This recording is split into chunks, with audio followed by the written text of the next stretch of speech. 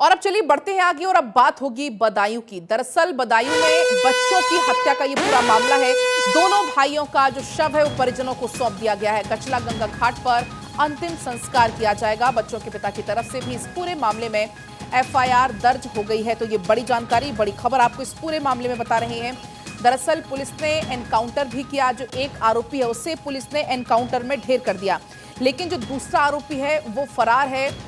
Police के द्वारा जानकारी दी गई कि उसकी तलाश अभी लगातार जारी है। जो दूसरा आरोपी इसमें है, पुलिस की टीम, सुरक्षा बल वहां पर मौजूद है। इसी बीच एक और बड़ी खबर आपको बता रहे हैं। बदायूं हत्याकांड पर एसपी ने अब ट्वीट कर दिया। इस पूरे मामले पर अब राजनीति होने लगी है।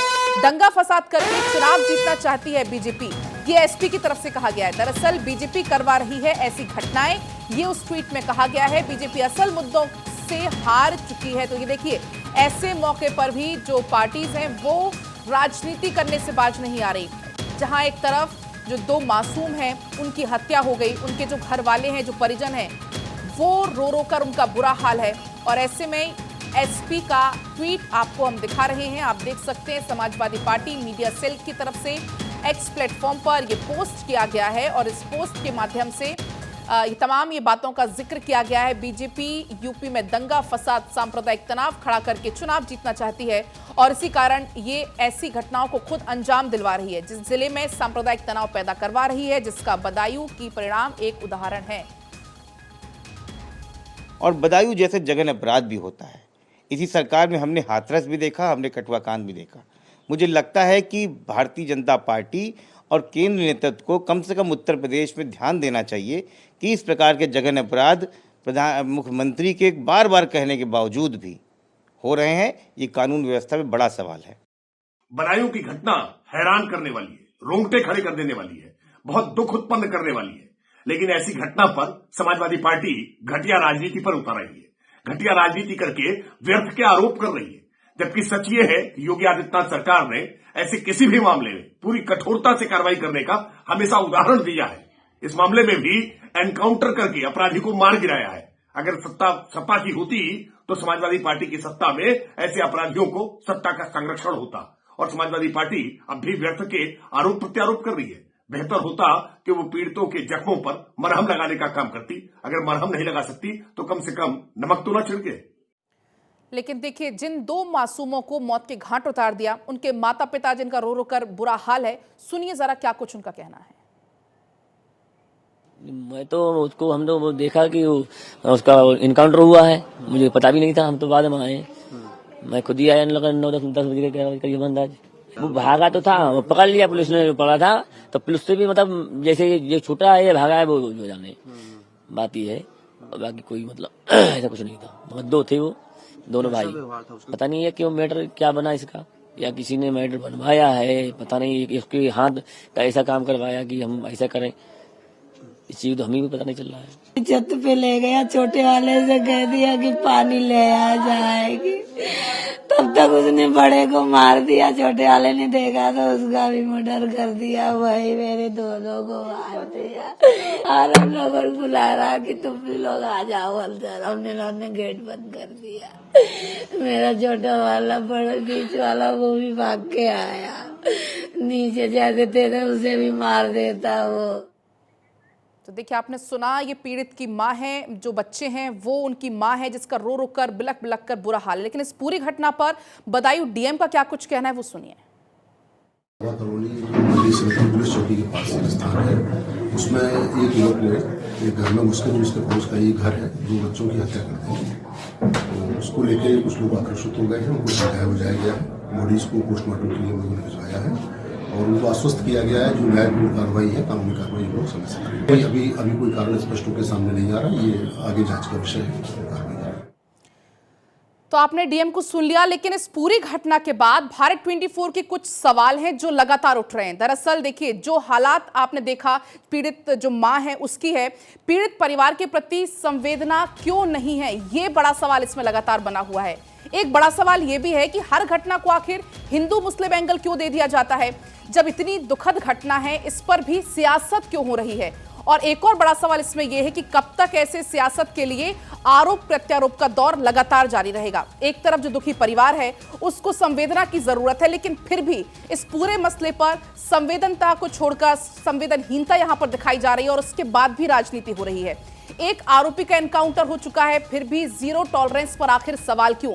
जब एक आरोपी जिसका एनकाउंटर हो चुका है, जो दूसरा आरोपी है, पुलिस का कहना है कि उसकी तलाश में लगातार पुलिस जुटी हुई है। जो घटनास्थल है वहां पर सुरक्षा की भारी पूरी टीम वहां पर मौजूद है, लेकिन इसके बाद भी जीरो टॉलरेंस पर सवाल आखिर क्यों? इस पूरे मामले पर राजनीतिकरण आखिर क्यों हो रहा है?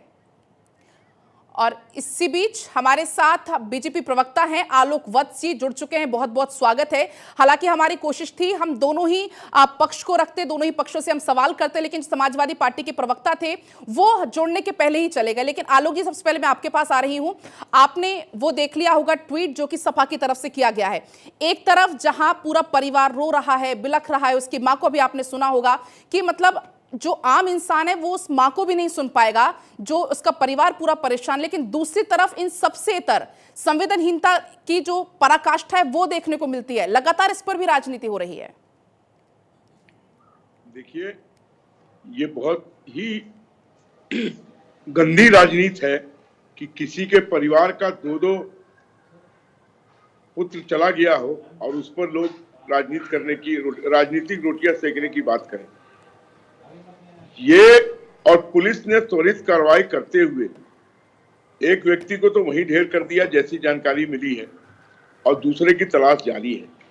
ये क्यों हुआ, क्या हुआ, ये तो जब तक तहकीकात नहीं होगी, जब तक ये मामला सामने नहीं आएगा। लेकिन इसको सांप्रदायिक रंग देने का अगर कोई भी कोशिश करता है तो वो निंदनीय है। समाज में इस तरीके की बातें फैलाकर समाज में रोष पैदा करना, समाज में बलवा पैदा करना, ये कहीं से मंजूर नहीं है।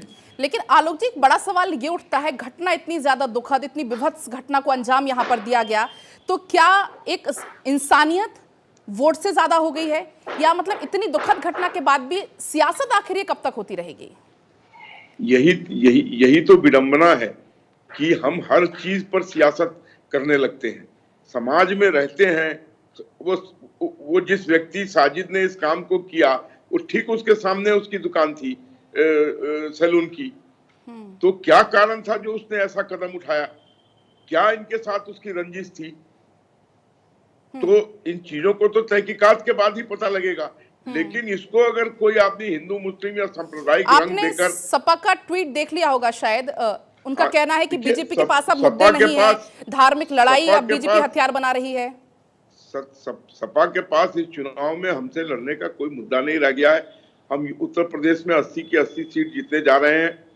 तो सपा को लगता है कि इन चीजों पर इस तरीके की राजनीति करके शायद उसको कुछ, जैसे कहते हैं ना, मरते को कोई सहारा हो जाए, तिनका सहारा, उस तरीके का कोई सहारा ढूंढने की कोशिश कर रहे हैं, जो कि बिल्कुल निंदनीय है। बताइए, 2 बच्चों की हत्या, निर्मम हत्या कर दी गई। अच्छा आलोक जी, लेकिन इन सबके बीच में एक सवाल ये भी उठता है कि आपने खुद अभी जिक्र किया कि 2 बच्चों की कैसे निर्मम हत्या कर दी गई, लेकिन बड़ा सवाल ये है कि आखिर लोगों में कानून का खौफ क्यों नहीं है?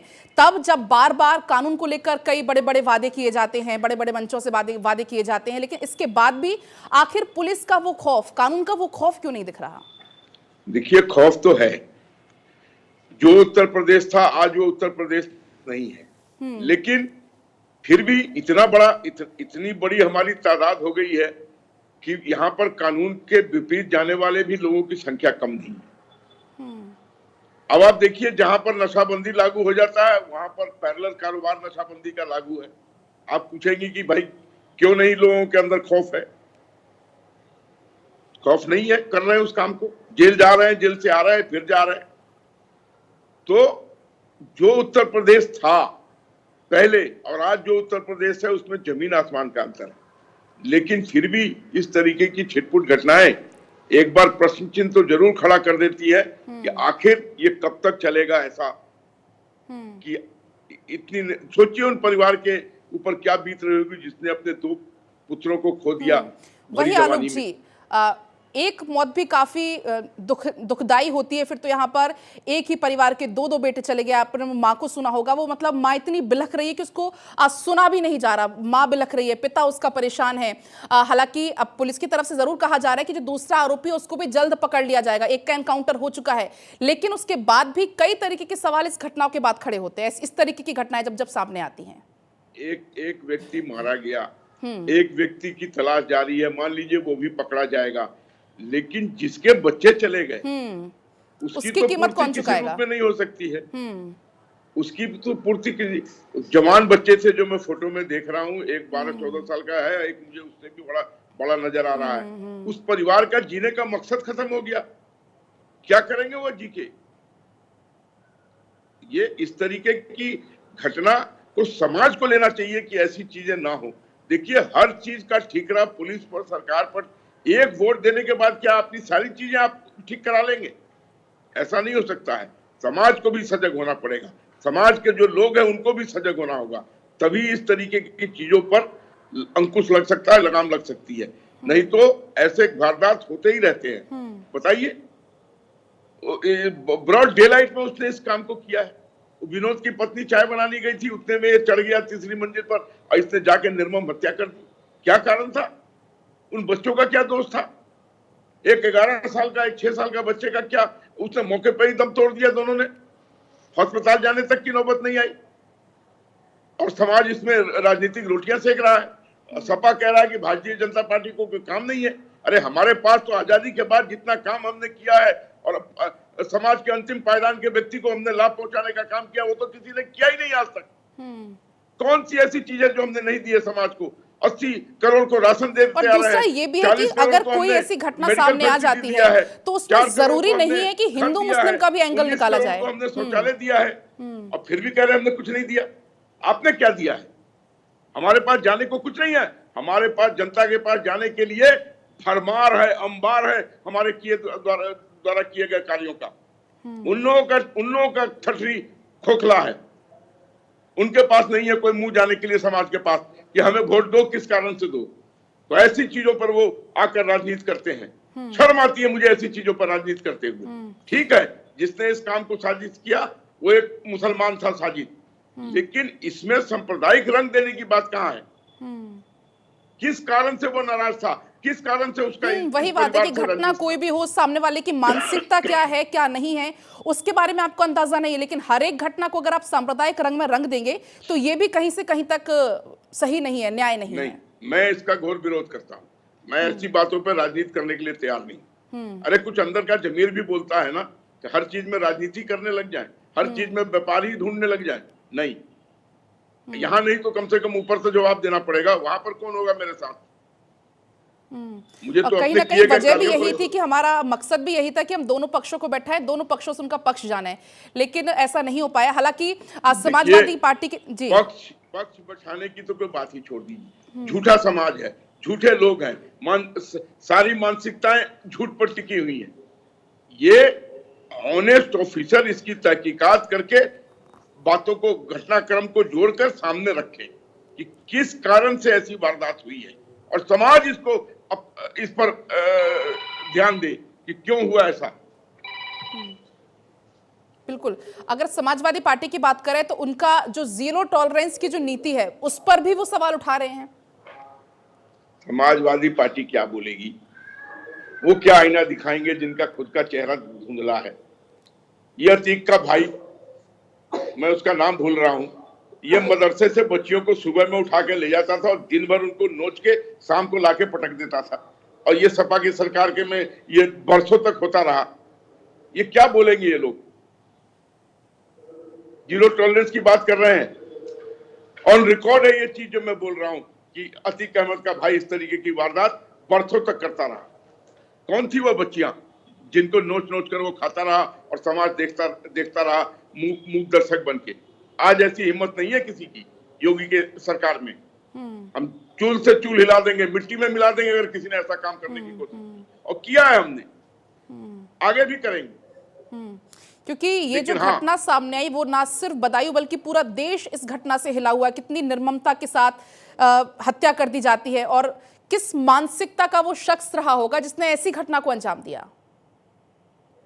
कोई निर्दयी, कोई जानवर प्रवृत्ति का व्यक्ति ही इस तरीके के मासूम बच्चों का गला दे सकता है। कोई नॉर्मल आदमी तो ऐसा काम कर नहीं सकता है, उसकी रूह हिल जाएगी।